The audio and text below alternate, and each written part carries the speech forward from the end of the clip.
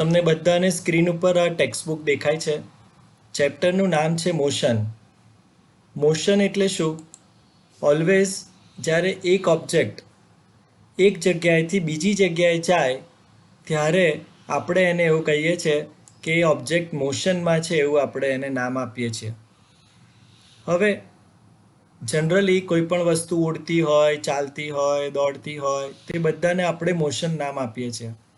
પણ એક એક્ઝામ્પલ, એક સ્ટડી કરવા જેવો છે કે જેમાં ટ્રેનના ડબ્બાની અંદર આપણે બધા બેઠા છીએ અને તમારા પેરેન્ટ્સ બહાર બેઠા છે, બહાર ઊભા છે, આપણને બાય કહેવા આવ્યા છે. હવે ટ્રેન ચાલુ થાય છે અને મારી બાજુમાં પૃથ્વી બેઠો છે, સામે ધ્રુવનભાઈ બેઠા છે. ધ્રુવનભાઈના મમ્મી એમ કહે છે કે તમે લોકો મોશનમાં છો કારણ કે ટ્રેન ધીમે ધીમે કરતાં ચાલુ થઈ છે. પૃથ્વીભાઈના પપ્પા પણ કહે છે કે સર તમે લોકો મોશનમાં આવી ગયા છો હવે. પણ હું પૃથ્વીની સામે જોઉં છું કે હું ધ્રુવનભાઈની સામે જોઉં છું ત્યારે મને કોઈ જ ફરક લાગતો નથી કે હું મોશનમાં હોઉં. એનું કારણ છે કે હું ધ્રુવનની સામે મોશનમાં નથી. ધ્રુવનની રેફરન્સમાં હું મોશનમાં નથી આવતો. હું પૃથ્વીની સામે મોશનમાં નથી આવતો એટલે મને એવું લાગે છે કે હું તો જ્યાં છું ત્યાંનો ત્યાં જ છું, હું સ્ટેડી નથી. એટલે જો મેં સ્ક્રીન ઉપર એક પોઈન્ટ હાઇલાઇટ કર્યો છે, સ્પેસિફાઈંગ ધ રેફરન્સ પોઈન્ટ. એટલે મોશન છે ને ઓલવેઝ એક કમ્પેરિઝનમાં તમે બતાવી શકો. કોઈ એક ઓબ્જેક્ટની કમ્પેરિઝનમાં કોઈ બીજો ઓબ્જેક્ટની મૂવમેન્ટ થતી હોય અથવા તો એના કરતાં કોઈ ઓબ્જેક્ટ ફાસ્ટ જતો હોય તો એને આપણે મોશનમાં છે એવું આપણને ફીલ થાય છે. જેમ કે અત્યારે તમને હું એમ પૂછું કે તમે લોકો મોશનમાં છો, તો તમે કહેશો ના, અમે તો જે ચેર ઉપર, જે ખુરશી પર કે જ્યાં બેઠા છીએ ત્યાંના ત્યાં જ છીએ, અમે તો મોશનમાં નથી.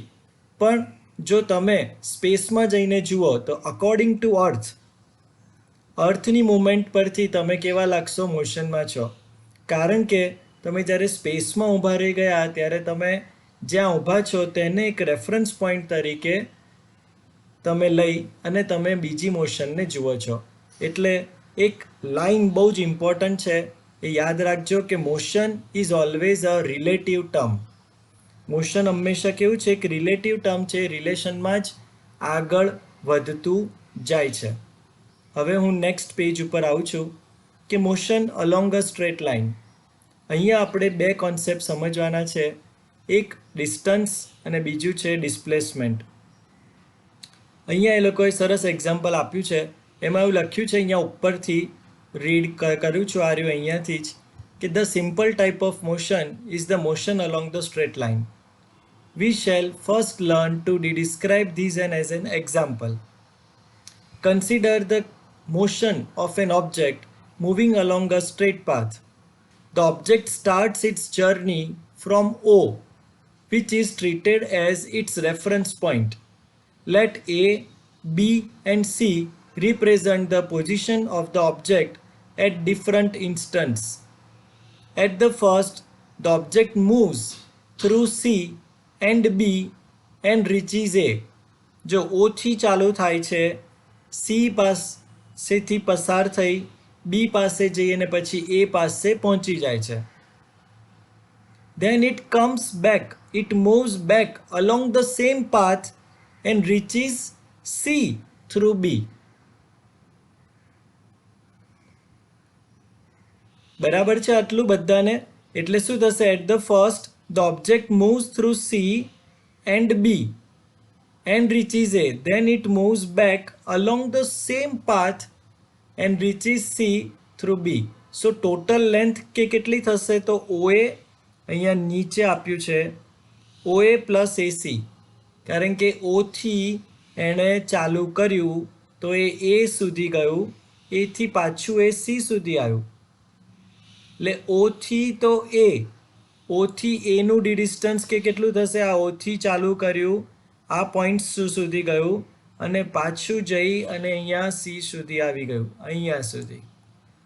તો એનો મતલબ શું થયો કે ટોટલ 60 પ્લસ આ બાકીનું બીજું 35. એટલે ટોટલ એને 95 કિલોમીટરનું ડિસ્ટન્સ કવર કર્યું. હવે આ જે ડિસ્ટન્સ આપણે એને નામ આપીએ છીએ, કારણ કે એક ન્યુમેરિકલ વેલ્યુ છે, આપણે કોઈ દિવસ એને એવું નથી કહેતા હોતા કે ડિસ્ટન્સ એક આપણું એને કોઈ ડાયરેક્શનની રિક્વાયરમેન્ટ નથી. અહીંયાથી બોમ્બે કેટલું દૂર હશે તો આપણે કહીએ છીએ 600 કિલોમીટર, અહીંયાથી ગાંધીનગર 30 કિલોમીટર. સો આ જે પાર્ટ હતો તેમાં આપણે કોઈ ડાયરેક્શન નથી બતાવતા હોતા, એટલે distance we need to specify only the numerical value, do not direction of the motion. આની અંદર કોઈ ડાયરેક્શનની રિક્વાયરમેન્ટ નથી હોતી. જેમાં ડાયરેક્શનની રિક્વાયરમેન્ટ ના હોય એને આપણે નામ આપી દઈએ છીએ સ્કેલર ક્વોન્ટિટી.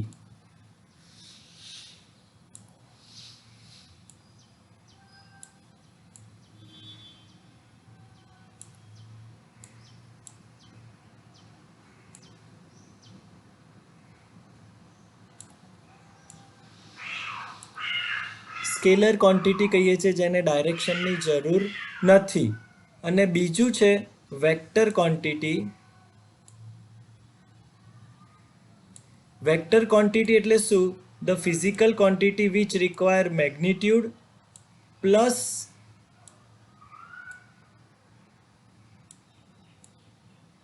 ડાયરેક્શન.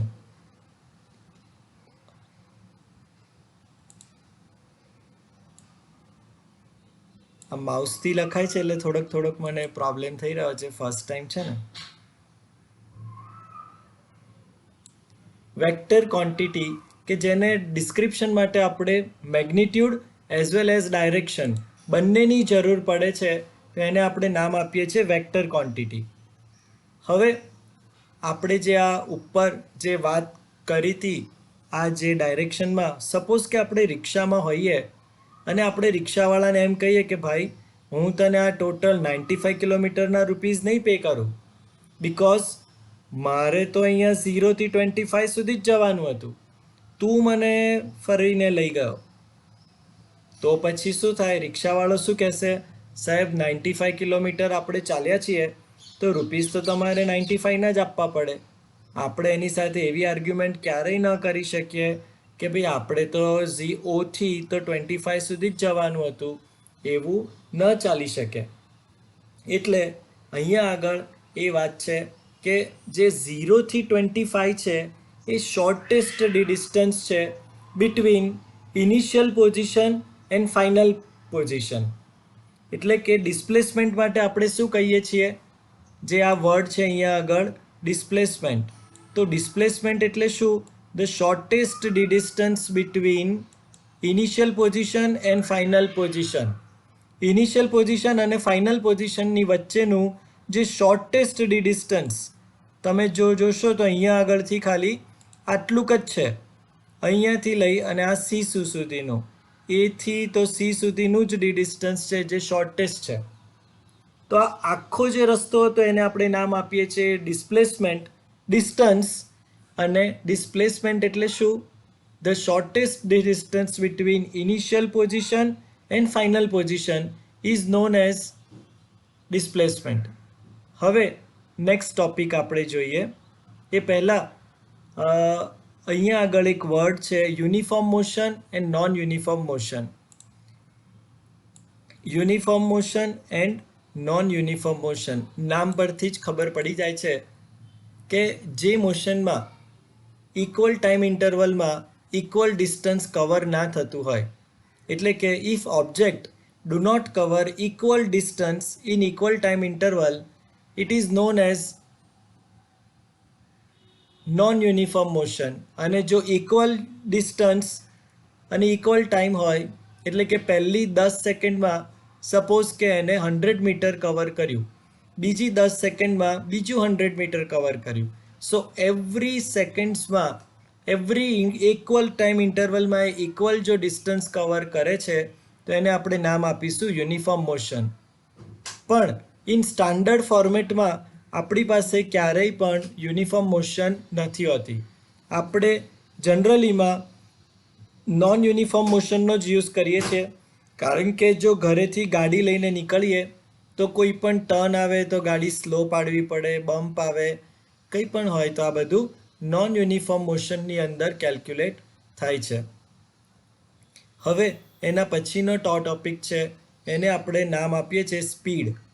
સ્પીડ એટલે એની ડેફિનેશન જો આપણે જોઈએ તો આ પેરેગ્રાફથી આપણે રીડ કરીએ છીએ કે different object may take different amount of time to cover a given distance. Some of them move fast and some move slowly. The rate at which object move can be different. Also, different object can move at the same rate. One of the ways of measuring the rate of motion of an object is to find the distance traveled by the object in unit time. એટલે આ આપણી definition છે, the distance traveled by the object in unit time. It is referred as speed. SI unit of speed is meter per second.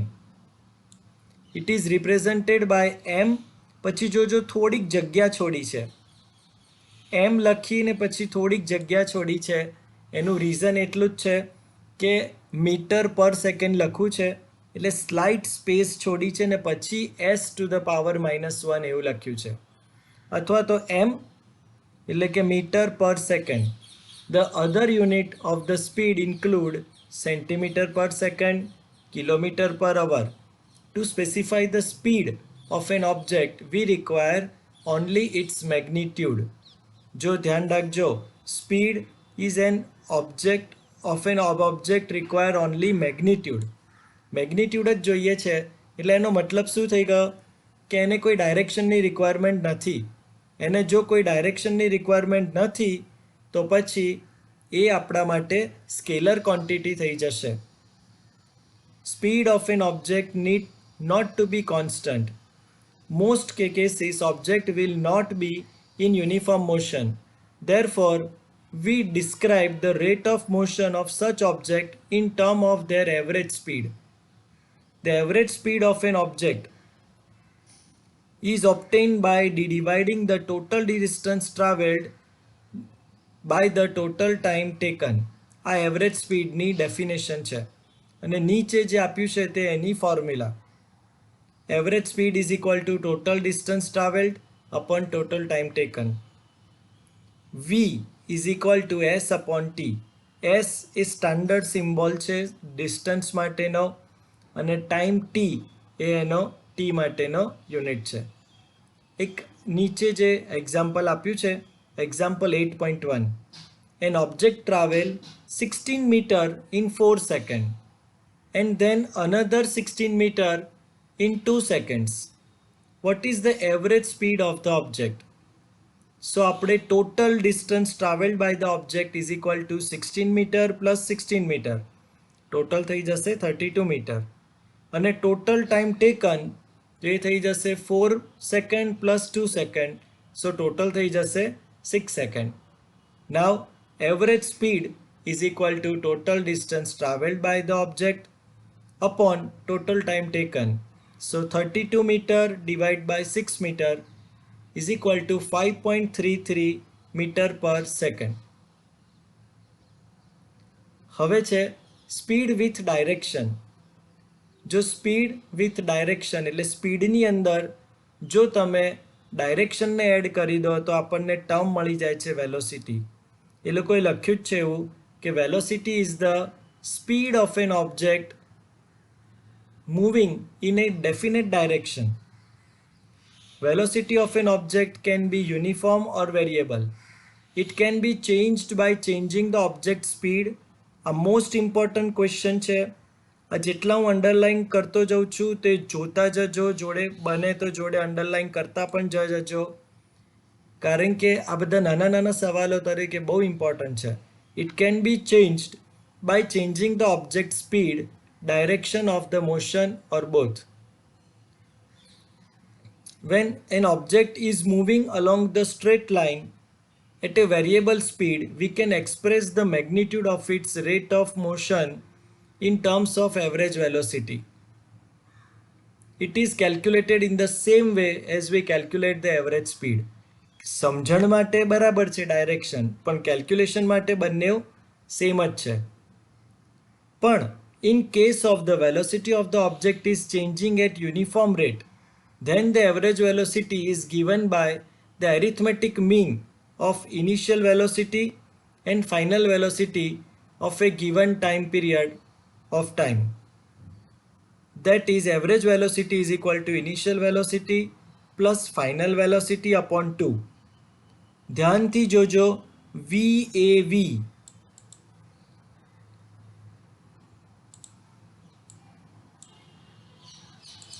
અને આ formula છે average વેલોસિટીની. Formula છે આ આટલી કે average velocity is equal two, એનો symbol ખાસ યાદ રાખજો કારણ કે એ સિમ્બોલ બહુ જ ઇમ્પોર્ટન્ટ છે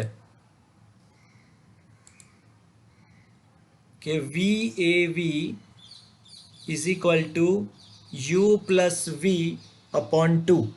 U એટલે ઇનિશિયલ વેલોસિટી, V એટલે ફાઇનલ વેલોસિટી અપોન 2. એ લોકો અહીંયા મેન્શન કર્યું છે.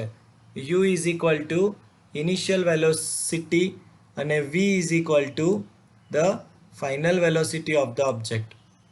એનો પણ યુનિટ સેમ સ્પીડનો જ છે, મીટર પર સેકન્ડ.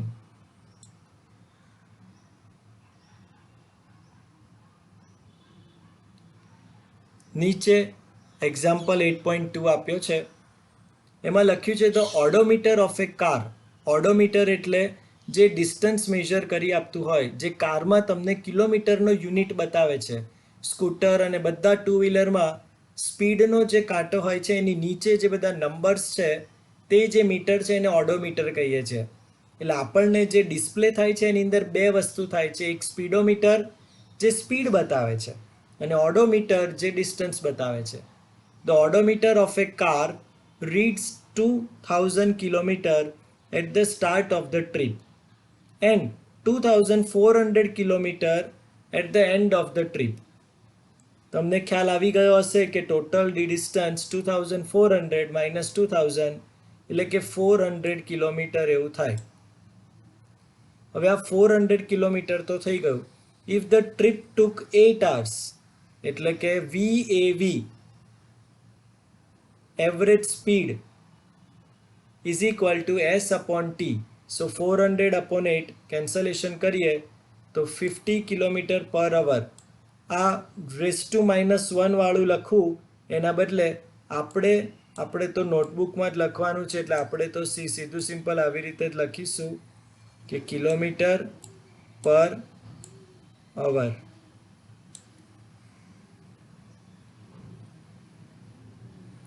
હવે આ કિલોમીટર પર અવરને 1 કિલોમીટર એટલે 1000 મીટર, એટલે એને મીટર પર સેકન્ડમાં કન્વર્ટ કરવામાં આવું લખે છે. અને 1 અવર એટલે એની સેકન્ડ થાય છે 3600. એટલે કે એનાથી મલ્ટીપ્લાય કર્યું પછી કેન્સલેશન કરે તો આન્સર આવી જશે આટલો 13.9 metre per second. Next example જોઈએ છે 8.3. Usha swims in 90 meter long pool. She covers 180 meter in 1 minute. Suppose અહીંયા ઉપર જ જે આ બ્લુ બોક્સ જે બે લાઈન આપી છે ને એને જ આપણે એક સ્વિમિંગ પુલ તરીકે લઈ લઈએ, બે બાજુથી બંધ કરી દઈએ.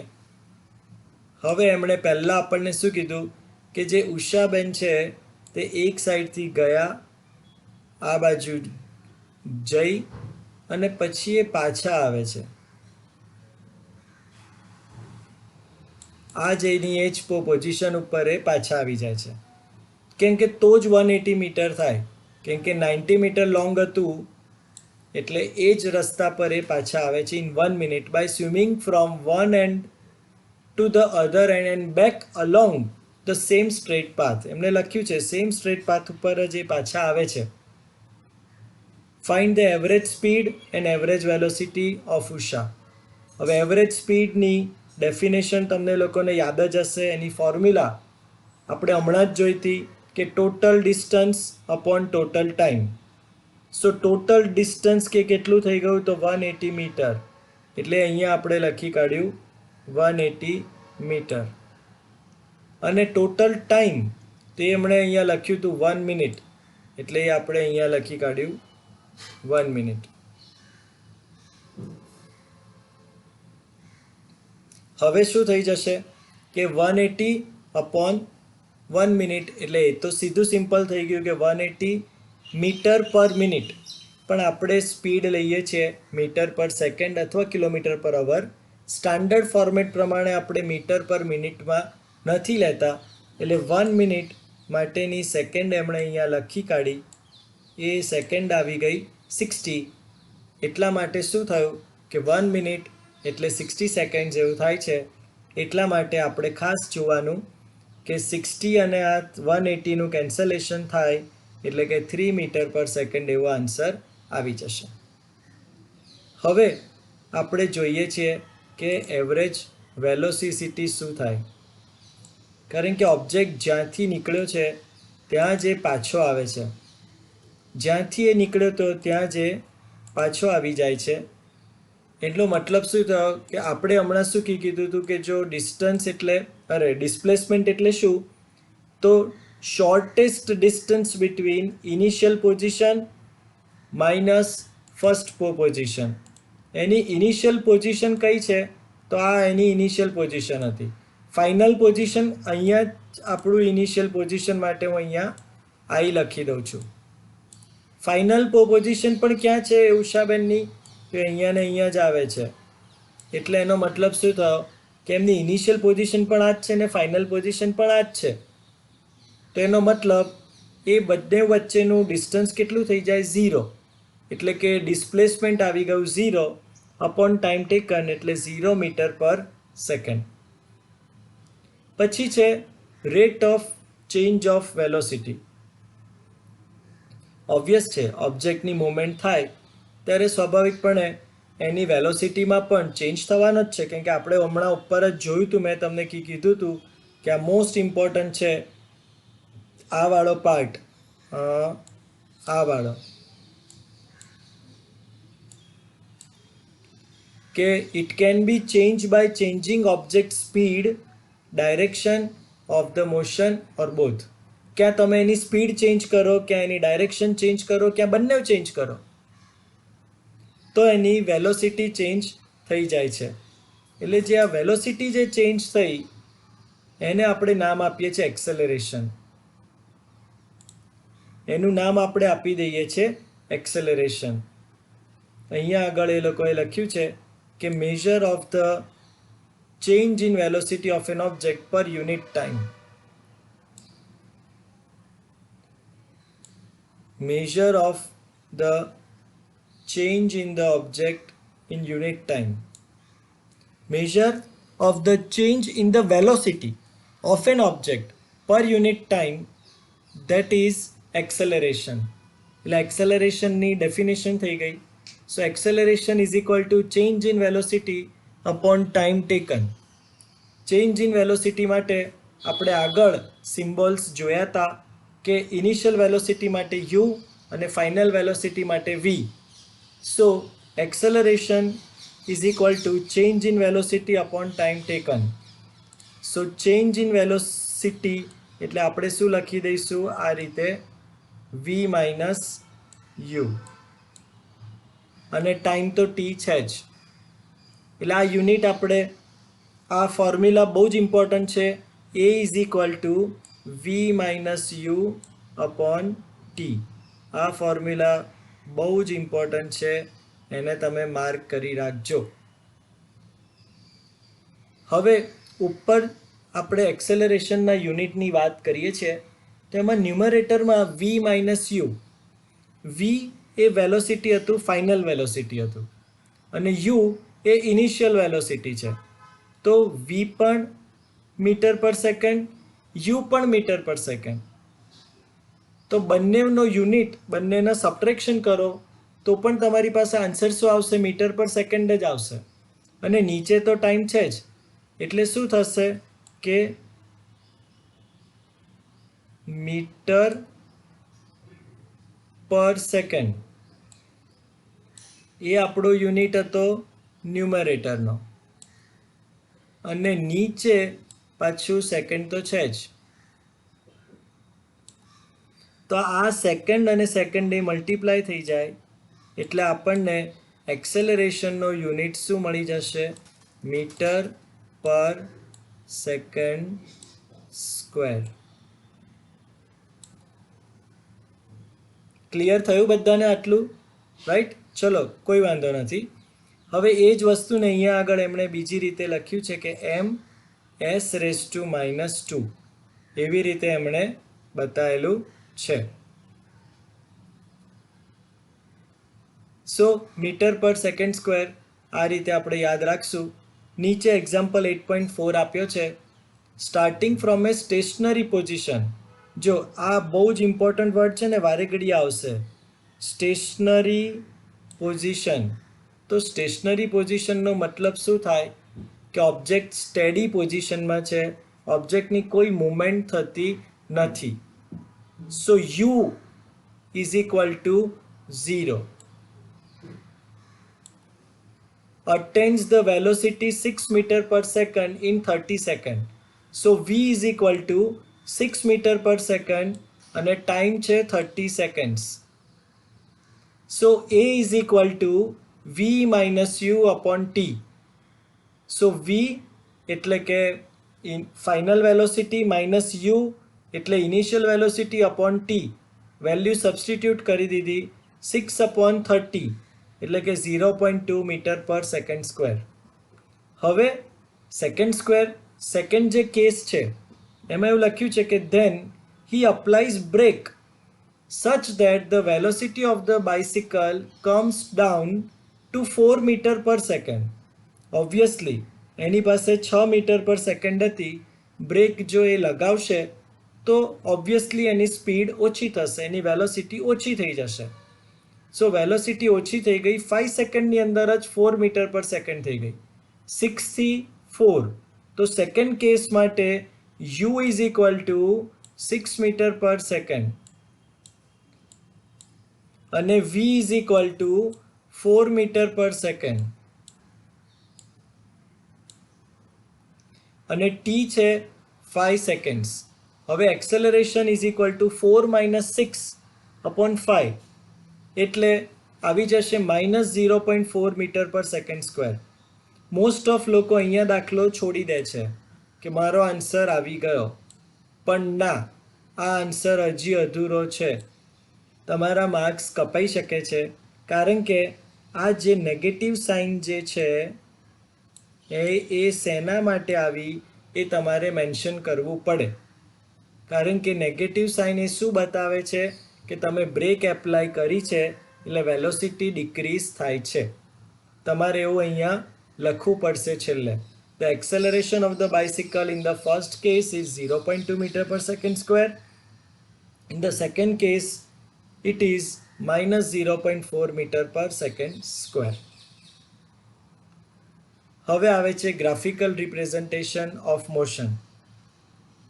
ગ્રાફિકલ રિપ્રેઝન્ટેશન ઓફ મોશનમાં સૌથી પહેલો ડિસ્ટન્સ વર્સિસ ટાઈમ ગ્રાફ આવે છે. આમ જોવા જઈએ તો બધા ગ્રાફનું આપણે ઇમ્પોર્ટન્ટ શું? તો ગ્રાફને કારણે છે ને તમને ફટાફટ કોઈ પણ વસ્તુના આન્સર્સ તમને મળી શકે છે, જલ્દી તમે એને શોધી શકો છો.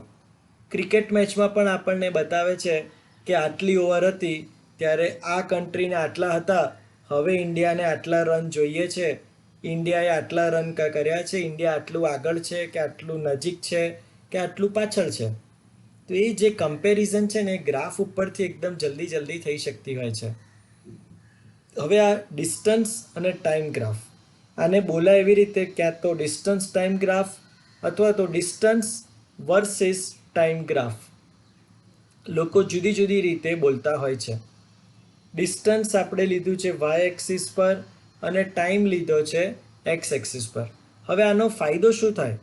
સપોઝ કે મારે એવું જોવું છે કે 30 કિલોમીટર માટે કેટલો ટાઈમ લાગશે, તો 30 વાળી લાઈનને હું સ્ટ્રેટ જવા દઉં છું તો એ મળી જાય છે અહીંયા આગળ આ પોઈન્ટમાં. અહીંયા આ ગ્રાફને અહીંયા એને ટચ કર્યું, ત્યાંથી હું એક્ઝેક્ટલી નીચે આવું છું,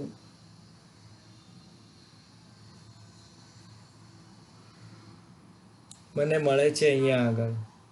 તો એનો મતલબ શું થયો કે 40 અને 60 એની વચ્ચે, એટલે આ લગભગ કેટલા થાય છે બોક્સીસ? 1 2 3 4 5 6 7 8 9 અને 10 છે, એટલે એક બોક્સ એટલે આ 44 થઈ ગયું.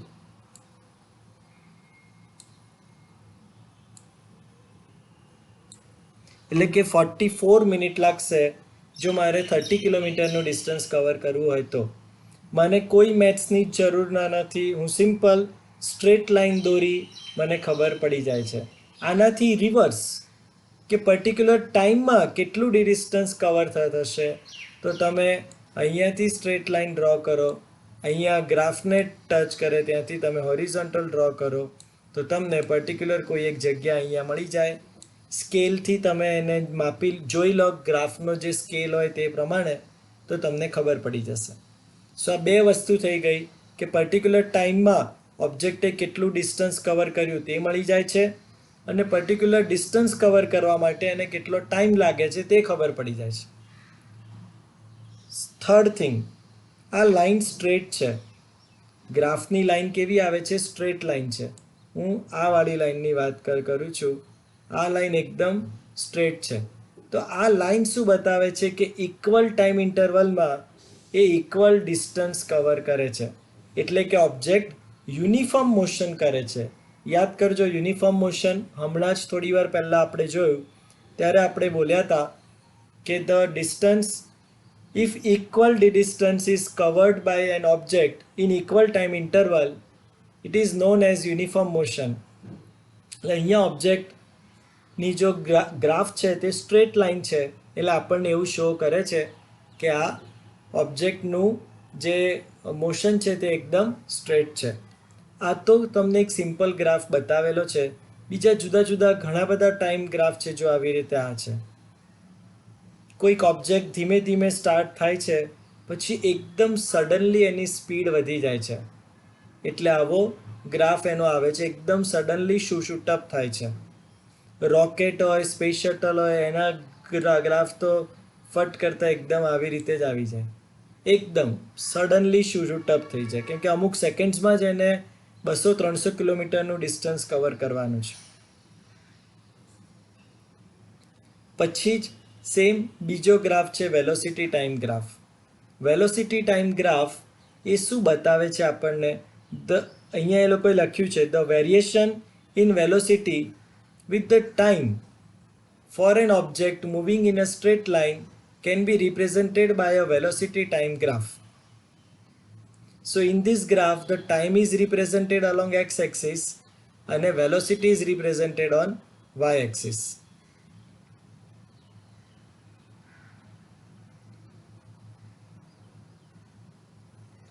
હવે અહીંયા તમે જો આ ગ્રાફ ઉપરથી બાજુનું કશું જ આપણે રીડ ના કરીએ તો આપણને એટલી તો ખબર પડે છે કે અહીંયા ટાઈમ વધતો જાય છે. આ જે ટાઈમ ધીરે ધીરે કરતાં વધતો જાય છે, પણ સ્પીડ વધતી નથી, સ્પીડ એટલી ને એટલી જ રહે છે. એટલે કે ઓબ્જેક્ટ યુનિફોર્મ મોશન કરી રહ્યો છે એવું કહેવાય. ઓબ્જેક્ટની મોશન કેવી છે? યુનિફોર્મ, કારણ કે એની કોઈ જ વેલોસિટીમાં કોઈ ચેન્જ નથી થતો. વેલોસિટીમાં કોઈ ચેન્જ નથી થતો એટલે આપણને ખબર પડી ગઈ કે આ યુનિફોર્મ મોશન છે. પછી જે પેલા આગળના ગ્રાફમાં જોયું હતું તે જ થાય કે કોઈ પર્ટિક્યુલર ટાઈમે કેટલી એની સ્પીડ, એટલી એની વેલોસિટી છે તે ખબર પડી જાય. કોઈ પર્ટિક્યુલર વેલોસિટી અટેન કરવી હોય તો કેટલો ટાઈમ લાગશે તે ખબર પડી જાય છે. હવે આ વેલોસિટી ટાઈમ ગ્રાફનું મોસ્ટ ઇમ્પોર્ટન્ટ પાર્ટ એ છે કે એમાં કોઈ પર્ટિક્યુલર ટાઈમ, તમે જેમ આ લીધું છે t1 અને આ બીજું લીધું છે t2, તો બંનેની વચ્ચે આ એક બાઉન્ડ્રી બનાવી છે એ લોકોએ. આમ એ જે બાઉન્ડ્રી છે તે શું બતાવે છે? આટલી જે બાઉન્ડ્રી જ્યાં બ્લુ કલર કરેલો છે એ બ્લુ કલર એવું બતાવે છે કે આખો જે આ પોર્શન છે એનો તમે જો એરિયા ફાઇન્ડ કરો તો તમને ઓબ્જેક્ટે T1 થી T2 સુધીમાં કેટલું ડિસ્ટન્સ કવર કર્યું તે તમને મળી જાય છે. એક્ઝેક્ટ એને કેટલું ડિસ્ટન્સ કવર કર્યું, આટલા ટાઈમ ઇન્ટરવલમાં કેટલું ડિસ્ટન્સ એનું કવર થયું તે આપણને ખબર પડે છે. વેલોસિટી ટાઈમ ગ્રાફની આ ઇમ્પોર્ટન્ટ છે. હવે આ જુદા જુદા વેલોસિટી ટાઈમ ગ્રાફ આપેલા છે. આ સ્ટ્રેટ લાઇન છે. Straight line again uniform motion. એની નીચેનો જે પાર્ટ છે તમે જુઓ એને બે પાર્ટમાં ડિવાઈડ કરી દીધો છે. ઉપરનો ટ્રાયેંગલ છે અને નીચે એક રેક્ટેંગલ પાર્ટ છે. એટલે એક ઉપરનો ટ્રાયેંગલ અને નીચેનો એમણે આપી દીધો છે તમને રેક્ટેંગલ. એટલે આવી રીતે તમે આ રેક્ટેંગલનો એરિયા ફાઇન્ડ કરો અને તમે ટ્રાયેંગલનો એરિયા ફાઇન્ડ કરો. બંનેનું ટોટલ કરી દો તો તમને ઓબ્જેક્ટે 10 સેકન્ડથી 20 સેકન્ડમાં કેટલું ડિસ્ટન્સ કવર કર્યું તે તમને મળી જાય. આ બીજો પણ ગ્રાફ છે અને ત્રીજો પણ ગ્રાફ છે. ઇઝી છે પણ એક્ઝામ પોઈન્ટ ઓફ વ્યૂ બહુ એટલું ઇમ્પોર્ટન્ટ નથી રહેતું. એક્ઝામ પોઈન્ટ ઓફ વ્યૂ જે મોસ્ટ ઇમ્પોર્ટન્ટ છે તે આ 3 ફોર્મ્યુલા તમારે યાદ રાખવા પડશે. અંડરલાઇન કરી લેજો. V is equal to U plus A T, S is equal to UT plus half at square અને 2AS is equal to V square minus you square. આ મોસ્ટ ઇમ્પોર્ટન્ટ ફોર્મ્યુલાઝ છે, તમે યાદ રાખી લેજો. ખાસ એમાં સહેજ પણ રાહ નહીં જોતા કે શું કરાય કે શું ના કરાય કે કેવી રીતે થાય એમ કરીને. આ 3 ફોર્મ્યુલા મોસ્ટ ઇમ્પોર્ટન્ટ છે. આ 3 આવડતી હશે તો જ તમે ન્યુમેરિકલ સોલ્વ કરી શકશો. અને ન્યુમેરિકલમાં આ ત્રણેય ફોર્મ્યુલાનો બહુ જ સરસ યુઝ થાય છે. હવે જે મોસ્ટ ઇમ્પોર્ટન્ટ ક્વેશ્ચન છે, જે મોસ્ટ ઓફ ધ સ્કૂલમાં ફર્સ્ટ એક્ઝામમાં હોય જ છે, જ્યારે પણ આ ચેપ્ટર આવે ભણવામાં ત્યારે મોસ્ટ ઓફ ધ સ્કૂલ આ ફર્સ્ટ ક્વેશ્ચન આ પૂછે જ છે, the equation of velocity time relation. અથવા તો એને એવું બી કહેવાય છે કે derive the equation of uniform accelerated motion. મેં બ્લુ કલરની અંડરલાઇન કરી. યુનિફોર્મ એક્સેલરેટેડ મોશનના ઇક્વેશન્સ, એના રિલેશન્સ, એનું ડેરિવેશન કરો. થોડી વારે આપણે ઉપર નીચે આવતા જતા રહીશું કેમ કે ગ્રાફ આગળના પેજ ઉપર છે અને પેલું ઇક્વેશન નેક્સ્ટ પેજ ઉપર છે. અહીંયા લખ્યું છે એ લોકોએ કે consider the velocity time graph for an object that moves under the uniform acceleration as shown in figure. એક્ઝામમાં આવું નહીં લખવાનું, શોન ઇન ફિગર નહીં લખીએ આપણે, શોન ઇન ધ ગ્રાફ. ખાલી આપણે એવું લખશું શોન ઇન ધ ગ્રાફ. તમારે એક્ઝામમાં આ ગ્રાફ ડ્રો કરવાનો આવશે. તમારે આ વાય એક્સિસ ડ્રો કરવાની છે, તમારે આ એક્સ એક્સિસ ડ્રો કરવાની છે, તમારે આ જે લાઈન છે એ થી બી સુધીની એ ડ્રો કરવાની છે, આખી ડોટેડ લાઈન ડ્રો કરવાની છે અને આ એ થી ડીની લાઈન ડ્રો કરવાની છે. ગ્રાફ પેપરની પાછળ જે નાના નાના સ્ક્વેર બોક્સીસ બનાવ્યા છે તમારે એવું ડ્રો કરવાનું નથી. નીચે ટાઈમ એક્સ એક્સિસ પર લખવું કમ્પલસરી છે. અહીંયા ઓરિજિનનો ઓ લખવો કમ્પલસરી છે. વેલોસિટી લખવું અને બાજુમાં એનો યુનિટ મેન્શન કરવો એ પણ જરૂરી છે. ટાઈમમાં પણ સેકન્ડ લખવું પણ કમ્પલસરી છે જ.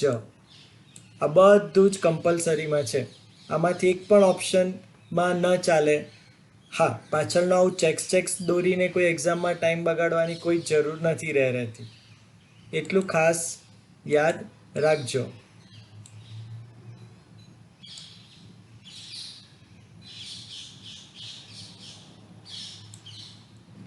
હવે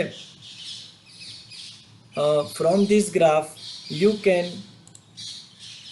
see that the initial velocity of the object is u at point A and then it increases to v at point B in time t.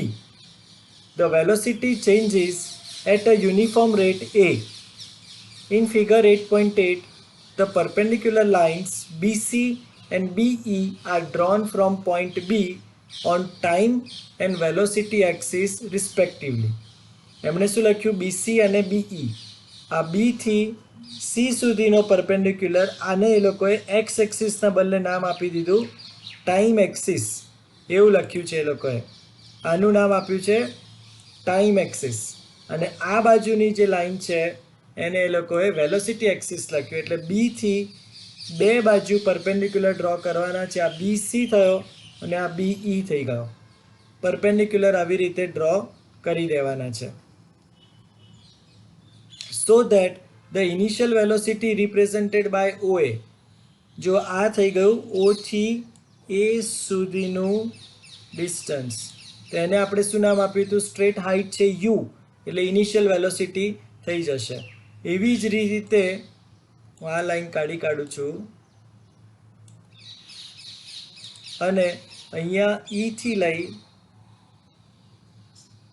છેક O સુધીનું ડિસ્ટન્સ એટલે શું કહેવાશે? V. અહીંયા નાનકડું V લખેલું છે, મેં એક સર્કલ કર્યું છે, એ ધ્યાનથી જોજો. And the final velocity represented by BC and time interval is T.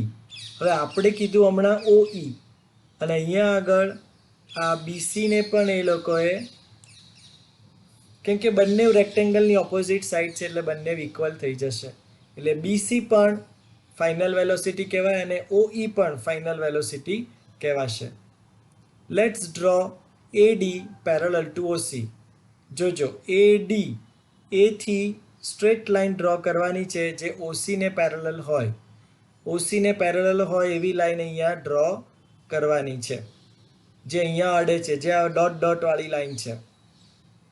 હવે from the velocity time graph, the acceleration of the object is given by A is equal to change in velocity upon time taken. Change in velocity upon time taken એટલે કે BD upon AD.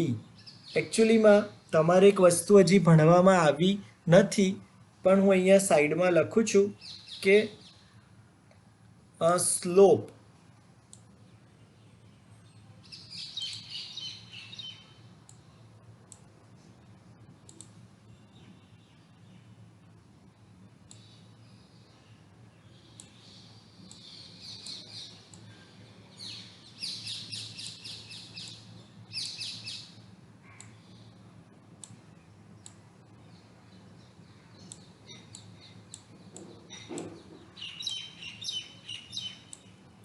Slope થાય છે always y upon x. આ તમારે universally યાદ રાખજો. આ જે લાઈન હતી એ થી બી સુધીની, એ કેટલી ત્રાસી વળે છે એટલે એનો સ્લોપ કહેવાય. હવે તમે આ ADB ડ્રો કરી દીધો છે રાઈટ એંગલ ટ્રાયેંગલ, તેમાં BD એ વર્ટિકલ લાઈન, ઊભું છે, વર્ટિકલ છે એટલે એને y કહેવાય. AD હોરિઝોન્ટલ છે એટલે એને x કહેવાય. એટલે શું થશે? BD upon AD. એટલે આ થઈ જશે BD અપોન AD. પણ AD અને OC રેક્ટેંગલની ઓપોઝિટ સાઈડ છે એટલે AD is equal two OC થઈ જાય. એટલે કે A is equal two BD upon OC. હવે OC ની વેલ્યુ તો T જેટલી હતી, કારણ કે 0 થી T સુધીનું ડિસ્ટન્સ, એટલે 0 થી C સુધીનું ડિસ્ટન્સ એટલે તો T હતું. અહીંયા નાનકડું મેં સર્કલ કર્યું, એમાં લખ્યું છે T, એટલે અહીંયા નીચે T લખી દીધું, એટલે કે A into T is equal two BD. એ લોકોએ આ બધા નંબર્સ આપતા ગયા છે. આપણને એવું લાગે તો આપણે અહીંયા બોક્સ બનાવી દેવાનો કે BD is equal to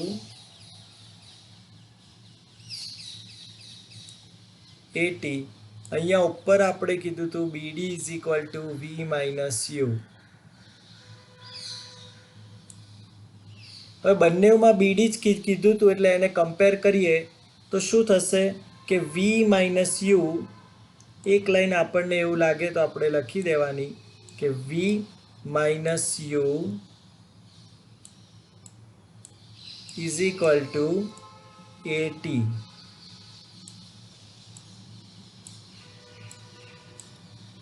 v minus you is equal two 80 થઈ જશે. હવે v minus you is equal two 80, યુને પેલી બાજુ જવા દો એટલે આ તમારું ફર્સ્ટ ડેરિવેશન થઈ ગયું. મોસ્ટ ઇમ્પોર્ટન્ટ છે. ફરીથી એકવાર આપણે જોઈએ, ગ્રાફને સમજતા જઈએ. Consider the velocity time graph of an object that moves under uniform acceleration as shown in figure 9.8. From this graph, you can see that initial velocity of the object is u at point A, and then it increases to v at point B in time t. The velocity changes at a uniform rate a. કેમ uniform rate લખ્યું? કારણ કે એનો graph straight line આવે છે. In figure 8.8, the perpendicular lines BC and BE are drawn from the point B. B માંથી આપણે perpendicular બંને બાજુ ડ્રો કરેલા B થી C બાજુ ને B થી E બાજુ. B થી C એટલે કે ટાઈમ એક્સિસ પર અને B થી E એટલે કે વેલોસિટી એક્સિસ પર આપણે પરપેન્ડિક્યુલર ડ્રો કર્યા હતા. So that the initial velocity is represented by OA and the final velocity is represented by BC. The time interval T is represented by OC. હવે BD is equal to BC minus CD. BD is equal to BC minus CD represent the change in velocity in time interval T.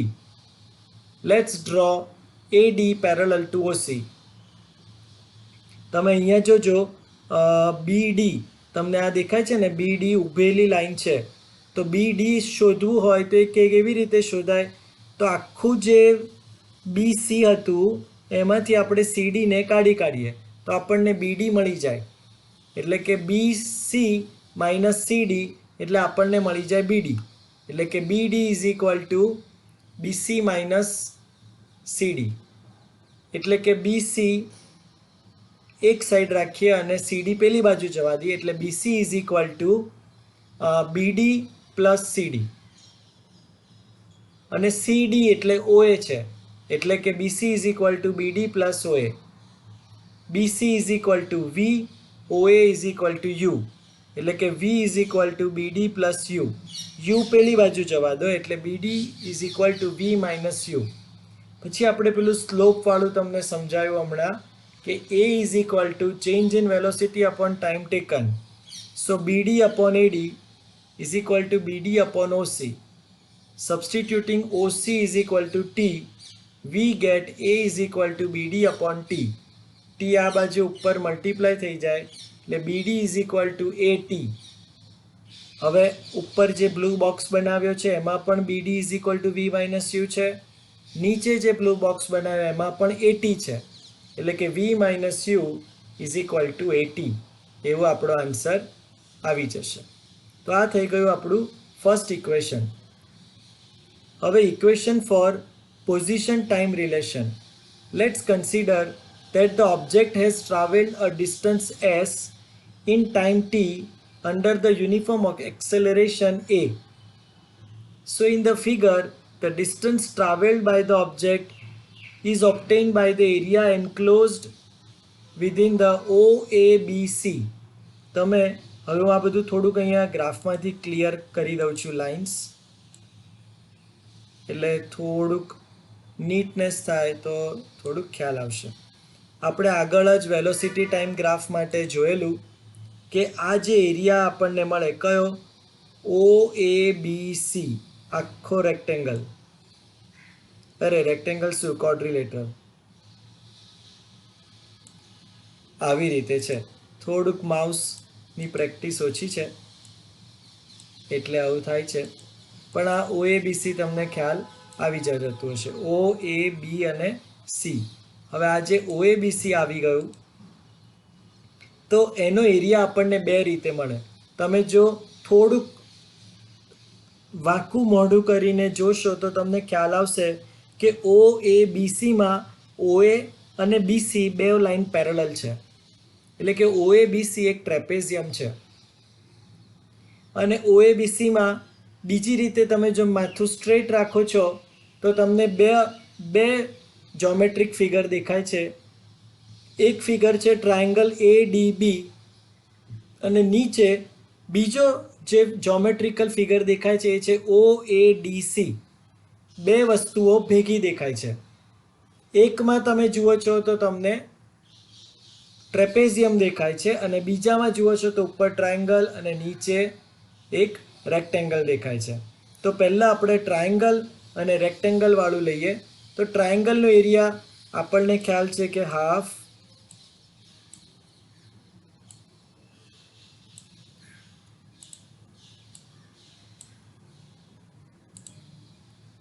One upon two base into height. આ આપણો ટ્રાયંગલનો area છે. અને નીચે જે rectangle છે એનો area તો આપણને ખ્યાલ છે કે L into B. L into B એ એનો એરિયા છે અને હાફ બી એચ એ ટ્રાયંગલનો એરિયા છે. હવે હાફ બેઝ એટલે કે કેટલો કહેવાશે એ થી ડી. એ થી ડી એટલે શું કહેવાશે ઓ થી સી. ઓ થી સી એટલે કેટલું ડિસ્ટન્સ હતું તો 0 થી ટી સુધીનું ડિસ્ટન્સ. 0 થી ટી એટલે ટી જ કહેવાય. એટલે બેઝ આપણો થઈ જશે ટી. અને એચ એટલે છે બીડી. તો half base into height B D. તો આપણે અહીંયા આગળ બોક્સમાં જોયેલું કે બીની વેલ્યુ છે બી ઇઝ ઇક્વલ ટુ 80. આ નંબર 8.9 જ્યાં મેં બાજુમાં ઇક્વેશન લખ્યું છે v minus you is equal two 80 ત્યાં લખ્યું છે બીડી ઇઝ ઇક્વલ ટુ 80. તો હાફ બેઝ ઇન્ટુ હાઇટની આ ટ્રાયંગલની વાત કરી અને નીચે રેક્ટેંગલમાં આપણે કીધું લેન્થ ઇન્ટુ બ્રેથ. લેન્થ લઈ લઈએ છીએ ઓસી, બ્રેથ લઈ લઈએ છીએ ઓએ. સો ઓએ ઇન્ટુ ઓસી. નીચે તરત જ તમને ઇક્વેશન આ મળી જશે. બધાને કદાચ ખ્યાલ આવી ગયો હશે કે હવે આ ઇક્વેશન કે કેવી રીતે આપણે લખ્યું છે કે OA into OC plus half base into height. હવે ઓએ એટલે યુ, ઓસી એટલે એડી. એડી એટલે આપણે હમણાં જ સમજાવ્યું તમને કે ઓસી છે, નીચેનું ઓસી, ઓસી એટલે ટી અને બીડી એટલે એટી. બધી જ ફોર્મ્યુલાઝ સબસ્ટિટ્યૂટ કરી દીધી એટલે તમને એક ફોર્મ્યુલા મળી ગઈ જે સમ્સ માટે અગેન મોસ્ટ ઇમ્પોર્ટન્ટ ફોર્મ્યુલા છે S is equal to half A T square. એટલે sorry S is equal to UT plus half at square એવી એક ફોર્મ્યુલા આપણને મળી જશે. આ તો આમ કમ્પેરેટિવલી ઇઝી હતું કે ભાઈ તમારે ડિસ્ટન્સ ફાઇન્ડ કરવું છે. તો આ જે વેલોસિટી ટાઈમ ગ્રાફ છે એની નીચેનો પાર્ટ એટલે કે એ બીની નીચેનો પાર્ટ એ આપણને શું આપશે તો ડિસ્ટન્સ આપશે. એમાં આપણને બે શેપ દેખાયા, બે જોમેટ્રિકલ ફિગર દેખાઈ, એક ટ્રાયંગલ અને બીજો આપણને દેખાયો રેક્ટેંગલ. ટ્રાયંગલનો એરિયા છે હાફ બેઝ ઇન્ટુ હાઇટ. હાફનો હાફ રાખીશું, બેઝનો બેઝ એટલે એડી છે, એડી એટલે કે ઓસી છે, ઓસી એટલે કે ટી છે અને એચ એટલે બીડી, બીડી એટલે છે એટી એટલે હાફ એટી સ્ક્વેર થઈ ગયું. અને નીચે રેક્ટેંગલ છે, રેક્ટેંગલમાં લેન્થ ઇન્ટુ બ્રેથ. સો ઓસી ઇન્ટુ ઓએ. સો લેન્થ ઇન્ટુ બ્રેથ એટલે ઓસી છે ટી અને આ છે ઓએ એટલે કે એલ ઇન્ટુ બી એવું આપણને મળે. સો ઓએ ઇન્ટુ ઓસી, ઓએ એટલે યુ, ઓસી એટલે ટી એટલે U T plus half at square. એટલે આપણી ફોર્મ્યુલા થઈ ગઈ અહીંયા આગળ S is equal to UT plus half at square. હવે ત્રીજી ફોર્મ્યુલા જે આપણે હમણાં તમને વાત કરી હતી તે પ્રમાણે કે ટ્રેપેઝિયમ છે આ ઓ એ બી સી. તમે જો આમ થોડુંક મોઢું ત્રાસું કરશો અથવા જો ટેક્સ્ટબુકને તમે એક્ઝેક્ટ 90 ડિગ્રી પર રોટેટ કરશો તો તમને ટ્રેપેઝિયમ દેખાશે. ટ્રેપેઝિયમ એટલે શું કે જે ક્વોડ્રિલેટરલની only one pair of opposite side parallel હોય એને આપણે કહીએ છીએ ટ્રેપેઝિયમ. તો ટ્રેપેઝિયમની ફોર્મ્યુલા શું છે તો હાફ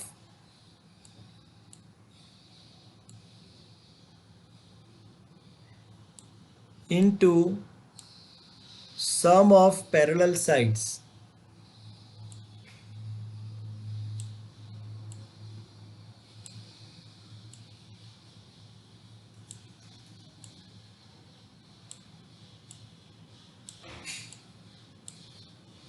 પેરેલલનો આપણે એક જ્યોમેટ્રિકલ સિમ્બોલ યુઝ કરી લઈએ છીએ, પેરેલલ, અને પછી થોડીક જગ્યા રાખીને લાઇન્સ.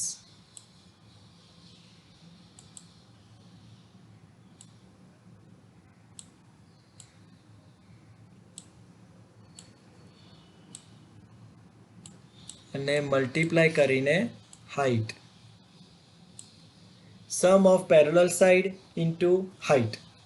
તો આવી રીતે તમને મળી જશે. એટલે સમ ઓફ પેરેલલ સાઈડ એટલે OA પ્લસ BC, આખું BC લેવાનું. આખું BC એટલે V છે, એટલે half into U plus V આવશે, ઇન્ટુ હાઇટ. હાઇટ એટલે OC લેવાનું. આપણે 90 ડિગ્રી રોટેટ કરેલું છે એટલે OC એ આપણી હાઇટ થઈ જશે, એટલે ત્યાં આવી જશે T.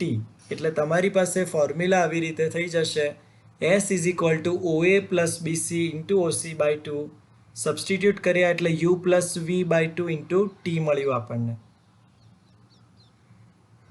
હવે આપણે જે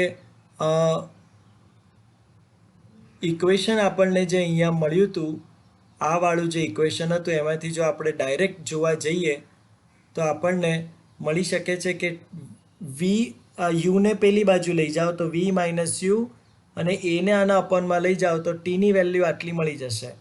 T is equal to V minus U upon A. ટીને એ વેલ્યુને અહીંયા આગળ તમે સબસ્ટિટ્યુટ કરી દો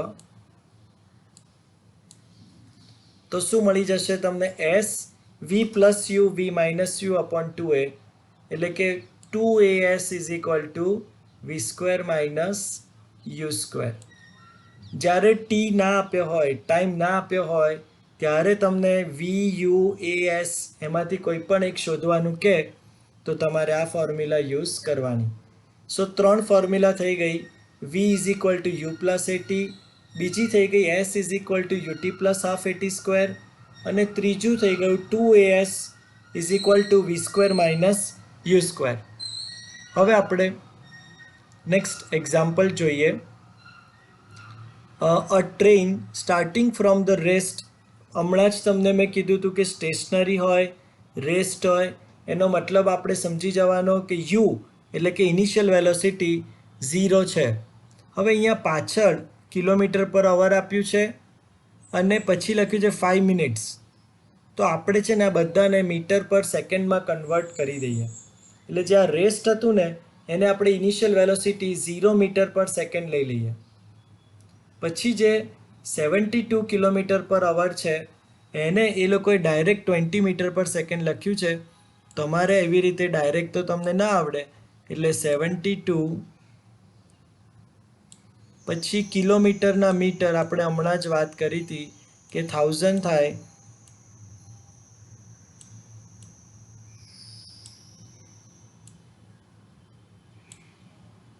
અને અપોનમાં 1 અવર એટલે એની સેકન્ડ થઈ જાય છે 3600.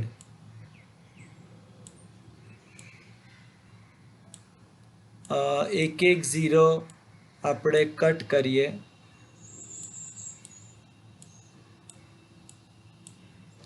તો ઉપર રહેશે 20, 72 ઇન્ટુ 20 ને નીચે આવે છે આટલું.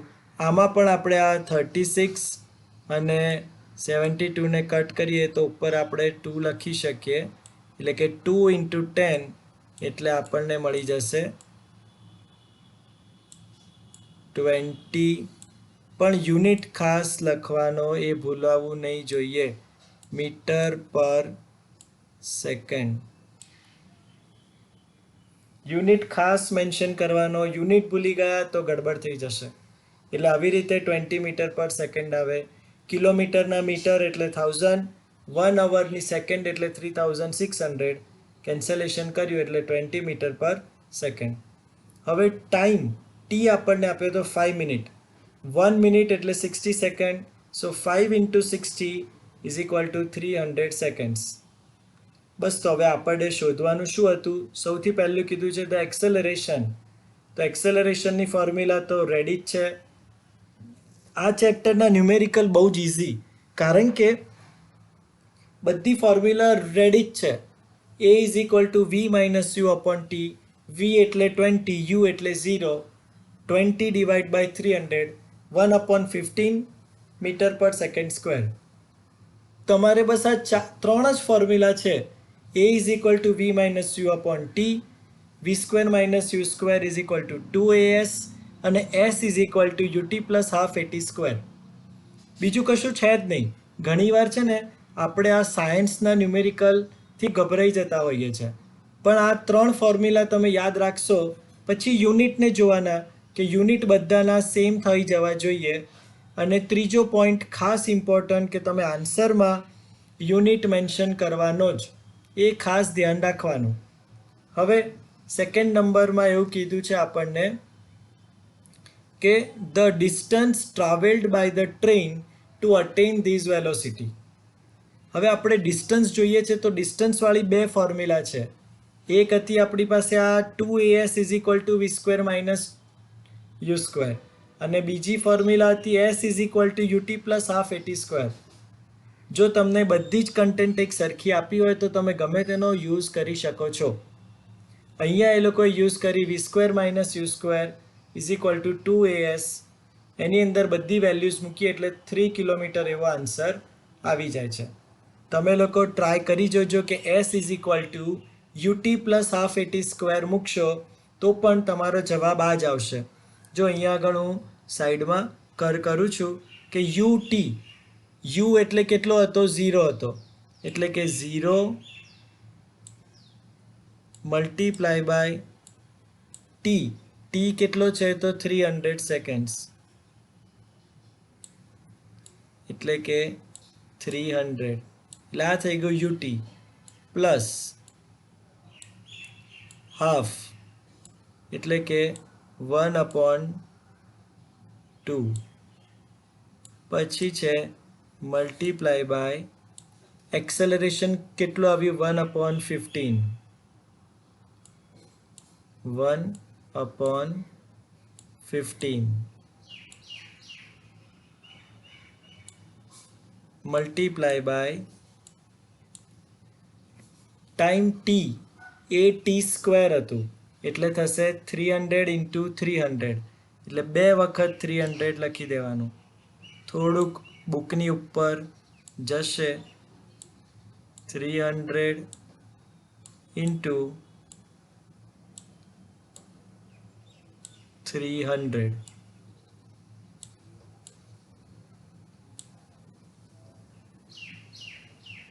તો જો આ નીચે 15 2 30 થાય આ બંનેનું, અને 30 હું આ પાછળના 300 સાથે કેન્સલ કરી દઉં છું એટલે મારી પાસે આન્સર આવી જાય છે 10.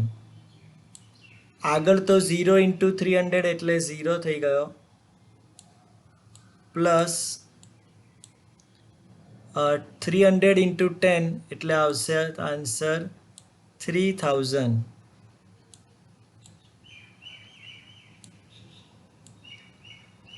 એટલે કે આન્સર થઈ ગયો 3000 મીટર.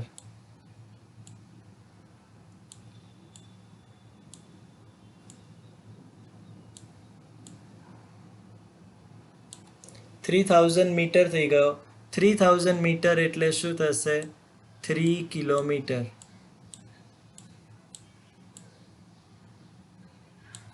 જો બંનેમાં આન્સર સેમ આવ્યો. એ લોકોએ આ V square minus you square 2as use કર્યું હતું, તમે s is equal to UT plus half at square કર્યું તો પણ તમારો આન્સર અને એ લોકોનો આન્સર બંને સેમ આવે છે. સો આન્સર સેમ આવી શકે. તમારે ખાલી એટલું જોવાનું કે ફિઝિકલ ક્વોન્ટિટીઝ તમને આપેલી છે કે નહીં. એટલે જનરલી સ્ટાન્ડર્ડ ફોર્મેટ પ્રમાણે એવું યાદ રાખી શકાય કે જો ટાઈમ ના આપ્યો હોય તો V square minus you square is equal to 2as use કરો, અને જો ટાઈમ આપ્યો હોય તો આ s is equal to UT plus half at square એ યુઝ કરો. જે તમને આપ્યું હોય એ પ્રમાણે તમે યુઝ કરી શકો છો. હવે જોઈએ છે next example 8.6. A car accelerates uniformly from 18 kilometre per hour two 36 kilometre per hour in 5 seconds. જુઓ પાછળ 5 સેકન્ડ્સ આવ્યો. તમે લોકો જાતે પણ ટ્રાય કરી શકો છો કે 18 કિલોમીટર પર અવર આપણે જે ઉપર કર્યું હતું આ 72નું મલ્ટીપ્લાય બાય 1000 અપોનમાં 3600. એવી રીતે જો તમે 18નું કરો તો તમને 5 મીટર પર સેકન્ડ મળશે.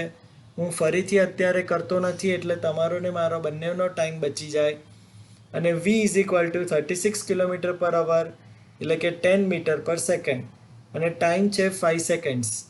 સો a is equal to v minus U upon t. v એટલે 10 metre per second minus 5 metre per second upon 5 seconds તો થઈ જશે 1 મીટર પર સેકન્ડ સ્ક્વેર. એટલે કે એક્સેલરેશન તમને મળી ગયો. હવે લખ્યું છે the distance covered by the car in that time. તો જો ટાઈમ તમને આપેલો છે 5 સેકન્ડ અને યુ એ અને વી ત્રણેય આપેલા છે એટલે તમને અહીંયા બધી જ વસ્તુ આપેલી છે. તમે એસ માટે કોઈ બી ફોર્મ્યુલા યુઝ કરી શકો છો. S is equal to UT plus half at square એ લોકોએ યુઝ કરી છે. તમે જો V square minus you square is equal to 2as use કરશો તો પણ આન્સર આ જ આવશે. તમે લોકો ટ્રાય કરજો. ન આવે તો મને પછી વોટ્સઅપ પર આ મોકલી શકો છો કે સર આ નથી આવતું. પછી છે 8.7. The brakes applied to a car produces an acceleration of 6 meter per second square in the opposite direction to the motion. Obviously brake મારીએ તો ઓપોઝિટ ડિરેક્શનમાં જ ફોર્સ લાગે એટલે મોશન ઓપોઝિટ જ થાય. If the car tax 2 second to stop. હવે આ બહુ ઇમ્પોર્ટન્ટ વર્ડ આવી ગયો, સ્ટોપ. સ્ટોપ આવ્યો ને એટલે આપણને શું ખબર પડી ગઈ કે એની ફાઇનલ વેલોસિટી 0 છે. આ મોસ્ટ ઇમ્પોર્ટન્ટ હતું. એક્સેલરેશન બીજું એ લોકોએ શું કીધું હતું, આ ઓપોઝિટ ડિરેક્શન. ઓપોઝિટ ડિરેક્શન આવે એટલે એને કારણે અહીંયા આગળ 6 ઉપર સાઇન નેગેટિવ આવે એટલે કે -6 મીટર પર સેકન્ડ સ્ક્વેર એવું થાય. અને t is equal to 2 second. v is equal to 0 metre per second. So v is equal to U plus A T. Formula મૂકશો એટલે તમને u મળી જશે. અને પછી the distance travelled during the time તો તમે s is equal to UT plus half at square. મેં તમને હમણાં પણ કીધું કે જનરલી જ્યારે પણ ટાઈમ આપ્યો હોય ત્યારે બધા આ ફોર્મ્યુલા યુઝ કરે છે. s is equal to UT plus half at square અને V square minus you square is equal to 2as જ્યારે ટાઈમ ના આપ્યો હોય ત્યારે યુઝ થાય છે. પણ એવો કોઈ રૂલ ના નથી કે આન્સરમાં કોઈ ફરક નહીં પડે. છેલ્લો ટોપિક છે યુનિફોર્મ સર્ક્યુલર મોશન. જ્યારે કોઈ ઓબ્જેક્ટ કોઈ સર્ક્યુલર પાર્ટ ઉપર મોમેન્ટમાં ફરતો હોય એટલે એની મૂવમેન્ટ એની જે મોશન છે તે સર્ક્યુલર છે તો એનું જ્યારે તમારે શોધવાની હોય કે એની વેલોસિટી કે કેટલી થાય તો v is equal two 2πr upon t છે. 2πr કેમ કે એ જે ફર્યો છે તે કેવું છે, આ સર્કલનો સરકમફરન્સ ઉપર એ ફરવાનો છે અને સરકમફરન્સની ફોર્મ્યુલા આપણને બધાને આવડે છે 2πr. 2πr અપોન ટી એને આપણે સર્ક્યુલર પાથ ઉપર એ ફરે છે. સર્ક્યુલર પાથ હોય એટલે એવરી સેકન્ડ એની ડાયરેક્શન ચેન્જ થાય છે એટલે આને વેલોસિટી ન કહેવાય.